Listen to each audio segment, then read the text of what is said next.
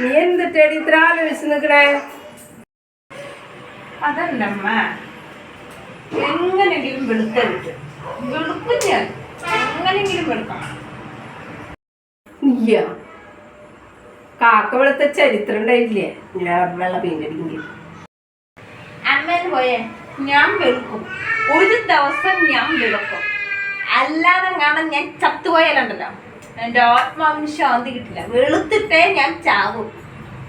എന്റെ ദൈവമേ, ജീവിച്ചിരിക്കുമ്പോഴേ തോരിക്കട.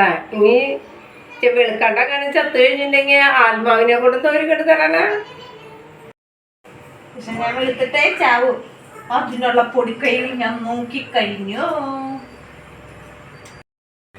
ആലിനി അഥവാ നീ വെളുക്കണേന് മുന്നേ ചത്തുന്ന് വെച്ചിട്ട് മോള് പേടിക്കണ്ട, ആത്മാവായിട്ടൊന്നും വരാൻ നിൽക്കണ്ട. അമ്മ കുറച്ച് വെള്ള പെയിന്റ് മേടിച്ച് വെച്ചിട്ടേ പുട്ടി അടിക്കില്ലേ നമ്മള് വീടിന് പുട്ടി, അതേപോലെ പുട്ടി അടിച്ചിട്ട് നിന്നെ ദയിപ്പിച്ചാക്കണം. അപ്പൊ തള്ള എന്റെ മകൻ കണ്ടിട്ടേ പോത്തുള്ളൂ. നീ കേട്ടിട്ടില്ലേ ഓൾഡ് ഈസ് ഗോൾഡ് എന്ന്? ഇപ്പൊക്കെ പുതിയ പുതിയ മരങ്ങളാണ് വീണ് പോണേ. പഴയ പഴയ മരങ്ങൾ ഇങ്ങനെ ഉറപ്പായിട്ട് നിൽക്കും. അതൊക്കെ തള്ളയുടെ വ്യായാമം. നിങ്ങളെ കൊന്നിട്ടേ ഞാൻ ചാവും.